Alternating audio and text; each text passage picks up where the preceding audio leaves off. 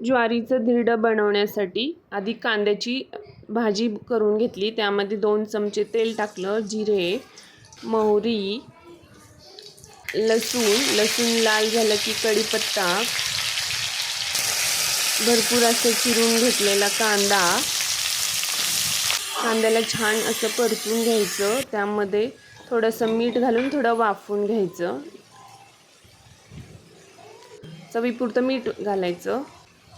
त्यामध्ये काळा मसाला घालायचा आणि हळद आणि भरपूर अशी कोथिंबीर घालून छान वाफवून घेऊन तयार झाली धिरड्यासोबत खाण्यासाठी कांद्याची भाजी।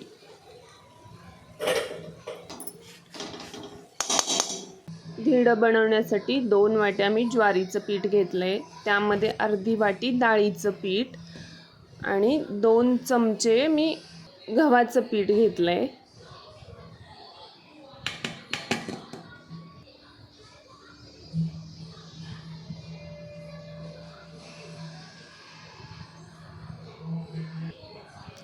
त्यामध्ये ना चवीपुरतं मीठ घालायचं आणि छान असं पाणी घालून असं एकदम आपण डोशाचं पीठ कसं करतो ना तसं करायचं।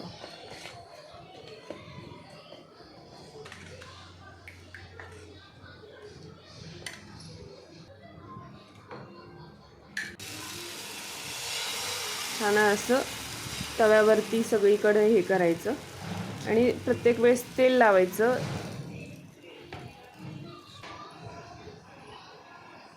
वाफवून घ्यायचं आणि हे बघा तयार झालं धिरडं छान।